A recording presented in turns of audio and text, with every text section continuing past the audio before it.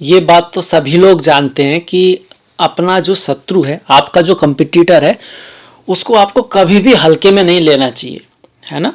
आप ये सोचो भाई वो कुछ कर नहीं पाएगा या कुछ नहीं देख लेंगे, ये सभी जानते हैं। पर सबसे बड़ी बात है कि कुछ लोगों को यही पता नहीं है, और बहुत ज़्यादा लोगों को यही पता नहीं है कि उनका शत्रु है कौन, या उनके शत्रु हैं भी। उनको ऐसा लगता है कि भाई वो तो अभी बड़े छोटे स्केल पे काम कर रहे हैं, जब कुछ बड़े होंगे तो कोई बड़े शत्रु होंगे उनके। पर सत्य यह है कि उनका सबसे बड़ा शत्रु उनके साथ ही रहता है, उनके अंदर ही है, उनका आलस्य, उनका आज का कल पे टाल देना, उनका अपना गलती को ना मानकर उसको प्रयास सुधार करने का सुधार ही ना करना, या अपने आप को अपग्रेड ही ना करना, नई स्किल ही ना सीखना। पर उनको यही पता नहीं कि उनका शत्रु है कौन। और ये इतनी बड़ी बात है, इतनी बड़ी चीज है कि अगर कोई आप समझ गए कि आपका शत्रु आपके बाहर नहीं, आपके अंदर ही है, तो उसी दिन, उसी क्षण, उसी सेकंड से आपकी विकास की यात्रा प्रारंभ हो जाएगी और आपके भाग्योदय को कोई रोक नहीं सकता। खैर, इसी विचार के साथ मैं हूं आपके साथ डॉक्टर दिलीप, और हाजिर हूं लेकर फरवरी का राशिफल वृश्चिक राशि वालों के लिए कि ये जो सौभाग्यशाली महीना, ये जो महान महीना है, ये क्या लेकर आया है आपके लिए। चाहे वो आपका करियर है, बाहर की लाइफ है, या फिर आपके घर की फैमिली लाइफ है, अंदरूनी जीवन है, आपका स्वास्थ्य है या फिर आपका व्यापार है, आपका धन है या आपका फिर भाग्य है, शिक्षा है, प्रेम है, परिवार है, स्वास्थ्य है, स्पिरिचुअलिटी, अध्यात्म है, स्वास्थ्य, सारे ही जो विषय हैं सबके बारे में बातें करेंगे। सबसे पहले देखेंगे कि कौन से ग्रह कहाँ किस राशि में बैठा है, तिथियों को भी देखेंगे कि किस चीज़ के लिए क्या तारीखें शुभ रहेंगी। घर खरीदना है, घर से संबंधित कोई काम कराना है, गाड़ी से संबंधित कोई काम है, शिक्षा आरंभ करनी है, तो कौन से मुहूर्त अच्छे रहेंगे उनके लिए, सब कुछ देखने वाले हैं। तो आइए चलते हैं ग्रहों की स्थिति पर। सबसे पहले ये प्रथम भाव है, ये द्वितीय भाव है। द्वितीय भाव में आप देख सकते हो शुक्र दिखाई पड़ रहे हैं 9 नंबर में। ये भाव प्रथम है पर 8 नंबर से लिखा है क्योंकि आपकी जो राशि है ना वो 8वीं है। ये मैंने लिख भी दिया है। पहली राशि मेष होती है जिसके स्वामी मंगल, दूसरी राशि वृषभ शुक्र स्वामी है, तीसरी राशि मिथुन स्वामी बुध है, चौथी कर्क स्वामी चंद्रमा है, सिंह 5वीं राशि है स्वामी सूर्य हैं, छठी राशि कन्या है स्वामी बुध हैं, 7वीं राशि तुला है स्वामी शुक्र हैं, और 8वीं राशि कौन है, वृश्चिक है, स्वामी मंगल हैं। आपकी राशि के स्वामी मंगल हैं। हर ग्रह की 2-2 राशियां हैं। जैसे मंगल की मेष और वृश्चिक है, सिर्फ सूर्य की जो है एक ही राशि है सिंह राशि, और चंद्रमा जो है उनकी भी एक ही राशि है कर्क राशि। तो ये राशि है जो नंबर दिख रहा है। भाव ये पहला है, तो दूसरे भाव में धनु राशि में शुक्र, तीसरे भाव में मकर राशि में मंगल और बुध। महीने के एंड में फिर जो बुध हैं ये आपके चौथे भाव में कुंभ राशि में चले जाएंगे। इसी तरह से सूर्य जो आप कुंभ राशि में देख रहे हो, बदलाव तो यही होगा। 13 तारीख को सूर्य जो है कुंभ राशि में जाएंगे, बाकी वो फिलहाल यहाँ पर चल रहे हैं मकर में तृतीय भाव में। शनि तो कुंभ में चल ही रहे हैं आपके चौथे भाव में, और आप इसको जानते हैं, इसको हम ढैया भी बोलते हैं। राहु का पंचम भाव में गोचर मीन राशि में चल रहा है, गुरु की राशि में चल रहा है, और गुरु जो है छठे भाव में मंगल की राशि मेष में गोचर कर रहे हैं। मंगल मतलब आपके राशिश या आपके लग्न के स्वामी। राशि के लिए ही वीडियो है, लग्न वाले चाहे तो देख सकते हैं क्योंकि उनका भी मैच तो होगा ही। सप्तम भाव में कोई ग्रह नहीं, अष्टम में कोई नहीं, नवम में कोई नहीं, दसम में कोई नहीं, एकादश भाव में बुध की राशि कन्या में केतु गोचर कर रहे हैं, और 12वां भाव तुला राशि खाली है। अब आ जाते हैं रिजल्ट के ऊपर। ऐसा सौभाग्यशाली, ऐसा महान क्यों कहा मैंने इसको? क्योंकि मंगल आपके राशि के स्वामी उच्च के हो रहे हैं। एक साल में एक बार ही ऐसा होता है, कभी कभी तो 1.5 साल में ही कहिए, क्योंकि वो थोड़ा सा साल से ज़्यादा ही समय ले लेते हैं मंगल, क्योंकि 1.5 महीना करीब लगता है उनको एक राशि क्रॉस करने में। तो करीब 1.5 साल में ये पहली बार हो रहा है कि मंगल तृतीय भाव में उच्च के हो रहे हैं। तृतीय भाव में मंगल का गोचर शुभ और राशि उच्च का हो तो अच्छा ही होगा, सीधी सी बात है, इससे बेहतर कोई स्थिति नहीं होती है। तो मंगल तृतीय भाव में उच्च के हो रहे हैं 5 तारीख से, और पूरे महीने उच्च के ही रहेंगे। तो क्या कर सकते हैं? पहले भाव आपकी समाज में स्थिति, आपकी प्रतिष्ठा, कुछ ना कुछ गेन होगा, प्रतिष्ठा बढ़ेगी, समाज में इज्जत बढ़ेगी, कुछ लोग आपको जानेंगे, कुछ बड़े लोगों से आपकी मुलाकात हो सकती है, आप महान परिश्रम पराक्रम करोगे। कोई प्रॉब्लम भी आएगी तभी तो प्रॉब्लम आएगी, तभी तो पराक्रम करोगे ना। तृतीय भाव में अगर उच्च का ग्रह हो तो व्यक्ति बड़ा पराक्रमी होता है, मतलब कुछ ऑब्स्टिकल ऐसा आएगा पर जिसको आप फेस करके अपने भाग्य का निर्माण करोगे।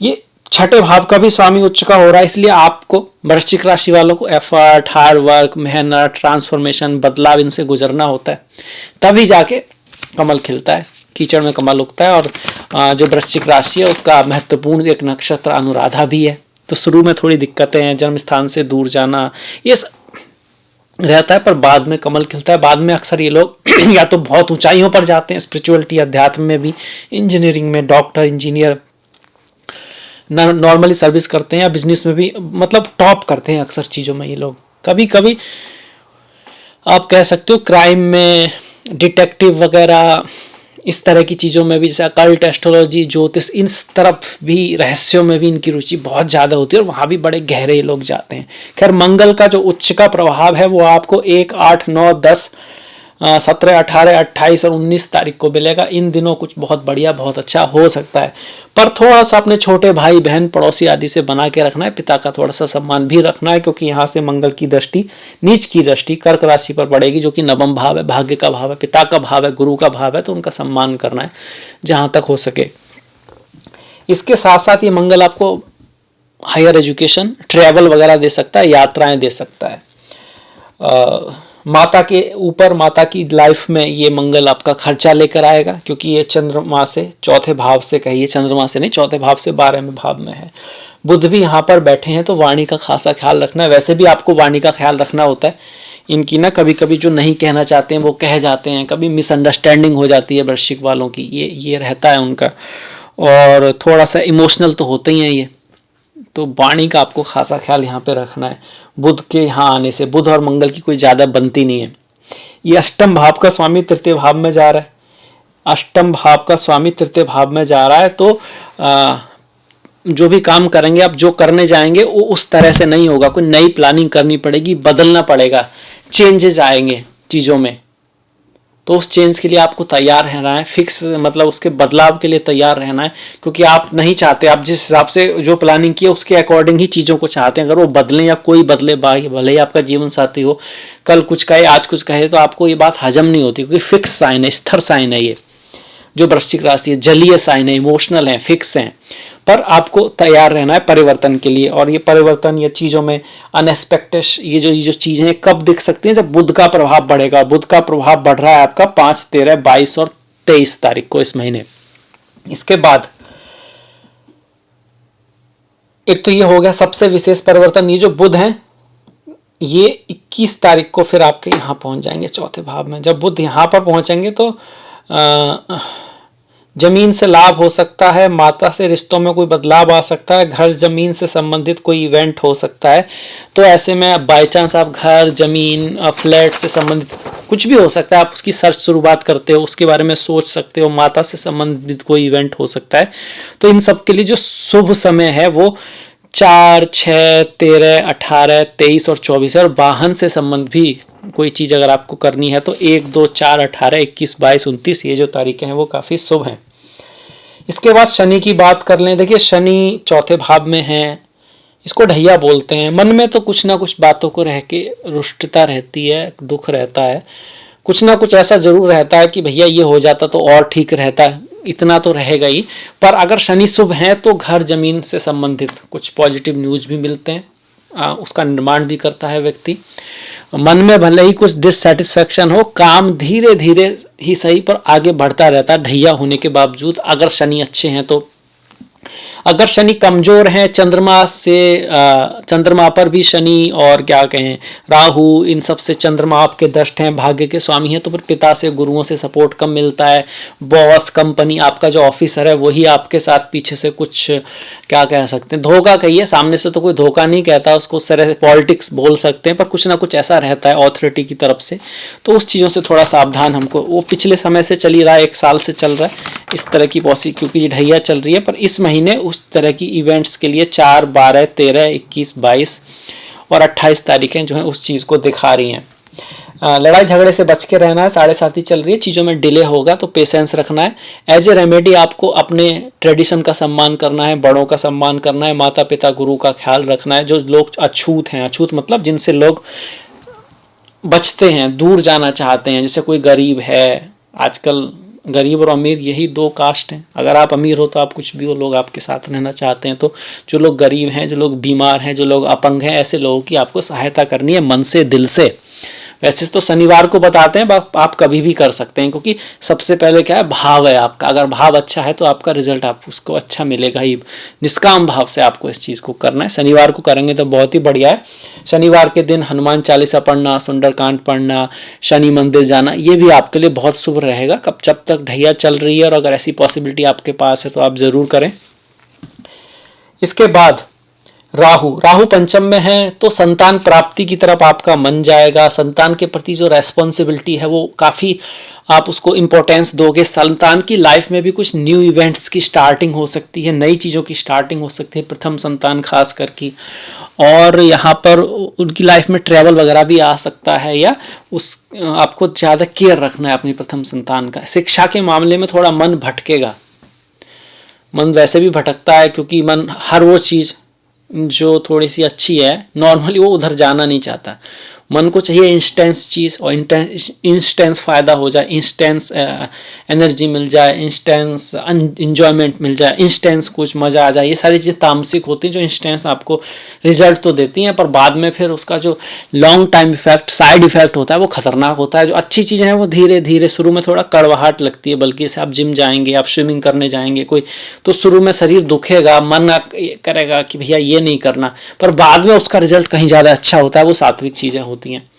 तो ये है, राहु आपको इंस्टेंट चीज़ों की तरफ ले जा सकते हैं, वहाँ आपको बचना है। रिश्ते वगैरह में भी अगर आप सिंगल हैं तो आपको थोड़ा सोच समझ के किसी के साथ चुनाव करना है। अगर आप ऑलरेडी रिश्ते में हैं तो आपको समझदारी से काम लेना है, शक नहीं करना है, एक दूसरे का केयर करना है। स्टॉक मार्केट में उतार चढ़ाव रह सकते हैं, रह सकते हैं, रहेंगे। उसकी सलाह आपको नहीं दी जाती है कि आप स्टॉक में इन्वेस्ट करें। यदि आपकी बहुत ही अच्छी दशा महादशा है जन्म पत्री में तो बात अलग है, गोचर वाइज हम यही कहेंगे। शिक्षा के मामले में भी ख्याल रखना है। अब आ गया गुरु, पंचम का स्वामी छठे में, धन का स्वामी छठे में है। अगर आप डॉक्टर हैं, लॉयर हैं, दूसरों की प्रॉब्लम सॉल्व करते हैं, सर्विस में हैं, आप कंसल्टिंग वगैरह में, तब तो आपके लिए अच्छा है। अदरवाइज आपको धन के मामले में, प्यार के मामले में, एजुकेशन के मामले में, फैमिली के मामले में थोड़ा सोच समझ के चलना है। मतलब फैमिली में कुछ मतभेद वगैरह रह सकते हैं। हालांकि 12 तारीख तक कोई खर्चा आ सकता है, ट्रैवल हो सकती है, इसकी उम्मीदें और भी ज़्यादा हैं, क्योंकि 12 तारीख तक 12वें भाव का स्वामी धन के भाव में बैठा हुआ है। धन के भाव में जब व्यय का स्वामी आएगा तो परिवार पर, फैमिली पर कुछ व्यय करा सकता है, खर्चा करा सकता है, इस तरह की पॉसिबिलिटी है। 12 के बाद ये जो शुक्र है यहाँ आ जाएगा, तृतीय भाव में आएगा, तो भाई बहनों पर, पड़ोसियों से थोड़ा सा, या ये कहेंगे कि आपका किए हुए का रिजल्ट आपको ना मिले, इसकी पॉसिबिलिटी बनेगी।